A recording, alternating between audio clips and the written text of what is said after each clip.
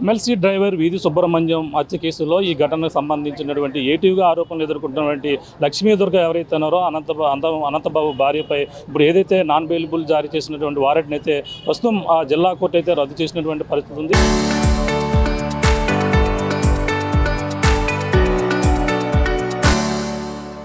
ఈ నేపథ్యంలోనే అలాగే ఈ గతంలో 15 రోజుల పాటు విచారణ జరిగింది. విచారణతో పాటు ఇప్పుడు జరిగినటువంటి పరిణామాలపై స్వల్ప ఎమ్మెల్సీ భార్య అనంతలక్ష్మికి అయితే కొంచెం ఊరట లభించినప్పటికీ బాధితులు మాత్రం దీనిపై అసంతృప్తి అయితే వ్యక్తం చేస్తున్నారు. ప్రస్తుతం దీనికి సంబంధించినటువంటి పిట్టా వరప్రసాద్ గారు ఉన్నారు, మాట్లాడే ప్రయత్నం చేద్దాం. సార్ చెప్పండి, ఈ కేసులో ఎవరైతే ఆరోపణలు ఎదుర్కొన్నారో లక్ష్మీదుర్గకి కొంచెం ఊరట లభించినట్టుగా ఉంది. మరి బాధితులుగా ఎటువంటి న్యాయం జరిగే అవకాశం ఉందని భావిస్తున్నారు?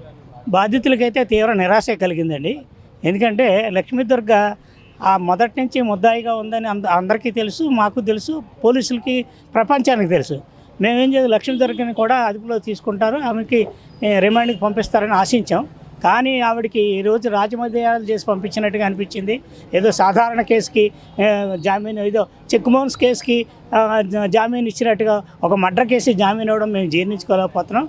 న్యాయస్థానాలు కూడా ఈ విధంగా చేస్తాయని మాకు ఇప్పుడు ఆశ్చర్యం కలుగుతోంది.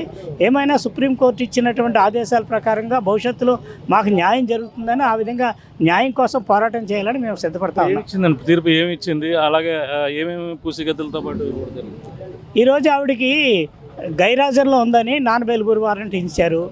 ఆవిడేమో ఎక్కడికి రాకుండా హైకోర్టుకి వెళ్ళి ఆవిడ ముందస్తు బెయిల్కి ప్రయత్నం చేసింది.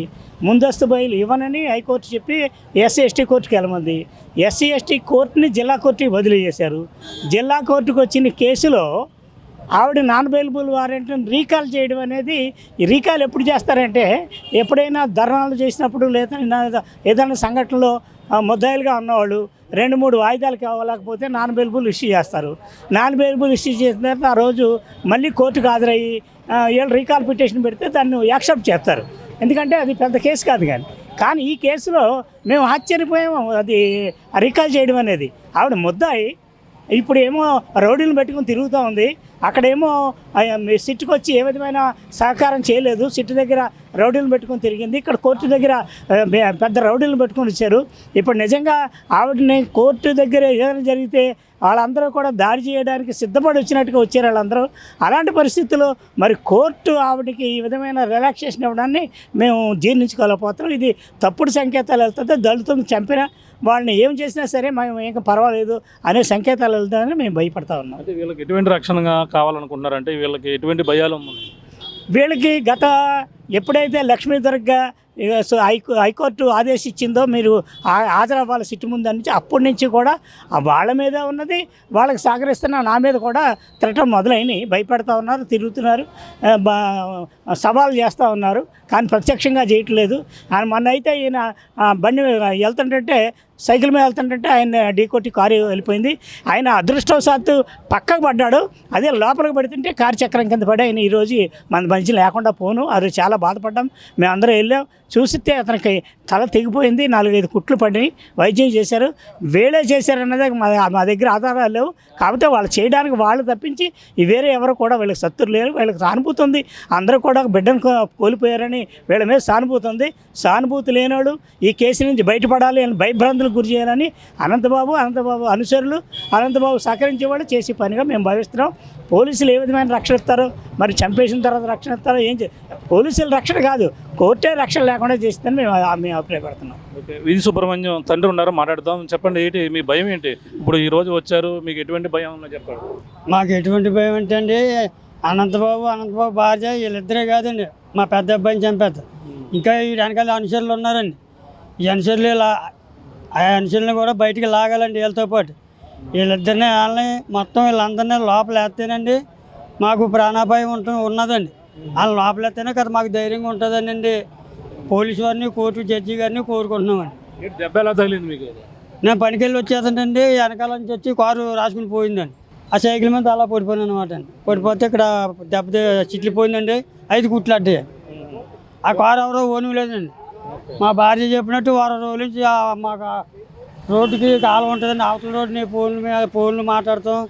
అదే గుర్తు తెలియని మొక్కలు తిరుగుతున్నాయండి, కార్లు కూడా తిరుగుతున్నాయి. మరి అందులో ఎవరో ఏటో ఓను లేదండి. మరి మనం కోరుకునేది ఏంటంటే ఎస్పీ గారిని పోలీసు బృందాన్ని కాస్త గట్టిగా లోతుగా విచారిస్తే ఇందులో ఎవరెవరు ఉన్నారో మొత్తం అందరూ బయటకు వస్తారండి. అమ్మా చెప్పమ్మా, ఎక్కడ ఉంటున్నారు మీరు ఇప్పుడు? ఎక్కడ మీకు అనుమానం, మీకు ఎటువంటి భయాందోళన ఉన్నాయి? మావిడలో ఉంటున్నామండి. మేమైతే మావిడ కాకినాడ నుంచి వచ్చి మావిడలో ఉంటున్నామండి. అయితే ఆతల కొట్టిన మాకు కాల వడ్డండి. నేను ఏమైనా పని చేసుకుంటే గమనంతో ఉంటానండి. గమనంతుంటే ఆతలకు ఫోన్ మాట్లాడతా, కూరలో వెళ్తా, ఎదర కూరలు ఆపి మళ్ళీ 2-3 దిగడం. ఎవరు కొత్త వ్యక్తులండి. మా ఊళ్ళు అయితే కాదు. మా ఊరోళ్ళు మాకు తెలుస్తుంది కదండి. మా ఊరోళ్ళు అయితే కాదండి. ఒక 6 రోజుల పాటు జరుగుతుందండి ఇది. చెప్పుదాము అనేసి నేను ఇంకా అలాగే ఆగాను అనమాట అండి. మా ఊళ్ళో కూడా ఎవరికి నేను చెప్పలేదండి. కొత్త వాళ్ళు ఎవరో తిరుగుతున్నారు, ఏదో జరుగుతుంది అనేసి అనుకుని తర్వాత అన్నాను. ఇక్కడ కూడా మాకు ఇంకా ఏం న్యాయం జరగలేదండి. తీరు చూస్తుంటే మీకు ఏమనిపిస్తుంది? కోర్టులో అయితే నాకు న్యాయం జరిగినట్టు ఏం కనపడలేదండి. మాకు ఇంకా ఎవరెవరు ఉన్నారు బయటికి లాగాలండి. వాళ్ళిద్దరే కాదు, భార్యాభర్తలు ఇద్దరే కదండి, ఇంకా ఎవరెవరు ఉన్నా బయటికి లాగాలండి. నా కొడుకు ఆత్మశాంతి కలిగి వాళ్ళకి శిక్ష పడితేనే మాకు ఆనందంగా ఉంటుందండి. మాకు కూడా కుటుంబానికండి మేము ఏదైనా సరే మేము పోరాడతామండి. ఏం వదలం. మాకు కావాల్సింది, మాకు కొరసం కావాలండి. పోలీసు వారిని అడిగాం. జడ్జి గారు కూడా మాకు చెప్పారండి, మీకు పోలీసులు చెప్పానమ్మా, మీకు ఏం పర్లేదు, మిమ్మల్ని ఎవరైనా అంటే వాళ్ళ ములుగుతారనేసి అన్నట్టు మాట్లాడారు. మాకైతే మరి ఆ మాట వల్ల మాకు ధైర్యంగా ఉందండి. ఆవిడ ఏం చేస్తారో చూడాలండి. మరి ఇప్పుడైతే మాకు ఇంకా న్యాయం జరిగినట్టు ఏం కనపడలేదండి నాకైతే. ఆ పరిస్థితి ప్రస్తుతం అయితే ఆ ఎమ్మెల్సీ అనంతబాబు సంబంధించిన డ్రైవర్ వీధి సుబ్రహ్మణ్యం సంబంధించిన కేసులో, అలాగే తన ఎమ్మెల్సీ అనంతబాబు భార్య దుర్గాదేవి సంబంధించినటువంటి వ్యవహారంలో ఇప్పటికే కోర్టు అయితే సంచలనం తీర్పిచ్చింది. అలాగే ప్రధానంగా తనకైతే నాన్ బెయిలబుల్ వారెంట్ అయితే సిట్టు విచారణ తర్వాత అయితే జారీ చేసింది. అలాగే వాళ్ళైతే కోర్టును ఆశ్రయించారు. కానీ ఈరోజు 15 రోజుల తీర్పు ఇక్కడ కాకినాడలో జరిగిన నేపథ్యంలోనే సిట్టు ఆదేశాల మేరకు 15 రోజుల పాటు విచారించారు. విచారణ అనంతరం కూడా ఈరోజు రాజమండ్రికి సంబంధించిన జిల్లా ఎస్సీ/ఎస్టీ కేసులో అయితే ప్రస్తుతం కోర్టులో అలాగే తీర్పు అయితే సంచలనం ఇచ్చింది. అక్కడ ఏదైతే నాన్ బెయిలబుల్ జారీ చేసినటువంటి ఆ తీర్పును ఏదైతే ఉందో ఇప్పుడైతే రద్దు చేస్తూ ఇప్పుడంతా రీకాల్ చేసినటువంటి పరిస్థితి ఉంది. ఈ నేపథ్యంలోనే తనకు ఊరట లభించినప్పటికీ బాధితులకైతే సరైన న్యాయం జరగలేదు. త్వరగా పూర్తిగా న్యాయం జరగాలి, ఇప్పటికే మాకంతా కూడా రక్షణ కల్పించాలంటూ కూడా వాళ్ళందరూ కోరుతున్నారు. వాళ్ళ అనుమానాలు ఉన్నాయి. ఇంకా ఇప్పటికందరూ కూడా కొంతమంది వ్యక్తులు రెక్కి నిర్వహిస్తున్నారు, మాకైతే ప్రాణహాని ఉందంటూ కూడా వీళ్ళు చెప్తున్న నేపథ్యంలో పోలీసులు పక్కన వీళ్ళకి రక్షణ కల్పించే విధంగా ఏ విధంగా రక్షణ కల్పిస్తున్నారు, 5 రోజుల్లో వాటి వీళ్ళకైతే కూడా ఏ విధంగా కల్పించారని కూడా 5 రోజుల్లో చెప్పాలని కూడా పక్కన జడ్జి అయితే వివరణ ఇచ్చిన నేపథ్యంలో మరి చూడాలి దీనిపై మరి ఏ విధంగా ముందుకు వెళ్తారు. అలాగే ఎట్టకేలకు వాళ్ళకి బాధితులకు ఇంకా దీని వెనకాల ఇంకా ఉన్నారు, భార్య భర్తలే కాదు ఇంకా ఉన్నారంటూ కూడా బాధితులు అయితే చెప్పుకొస్తున్నారు. దీనిపై మరి ఏ విధంగా జరుగుతుంది, అలాగే రాబోయే నవంబర్ 30 కల్లా ఈ కోర్టుని పూర్తిగా మొత్తం అంతా కూడా పూర్తి చేయాలని కూడా పక్కన ఆదేశాలు అయితే ఇచ్చింది. మరి ఈ నేపథ్యంలో ఈరోజు ఎవరైతే ఆరోపణలు ఎదుర్కొన్నటువంటి లక్ష్మీ దుర్గకైతే ఊరట లభించినప్పటికీ వీళ్ళకైతే ఎటువంటి న్యాయం జరగలేదని వీళ్ళందరూ కూడా చెప్పుకొస్తున్నారు. ఏదేమైనా మాకు న్యాయం జరిగే వరకు పోరాడతామని అలాగే వీధి సుబ్రహ్మణ్యం తల్లిదండ్రులు అయితే చెప్తున్నటువంటి పరిస్థితి ప్రధానంగా ఉందని చెప్పాలి. ఇది కూడా తాజా పరిస్థితి. కెమెరా అనిల్తో ప్రకాష్ RTV రాజమండ్రి నుంచి.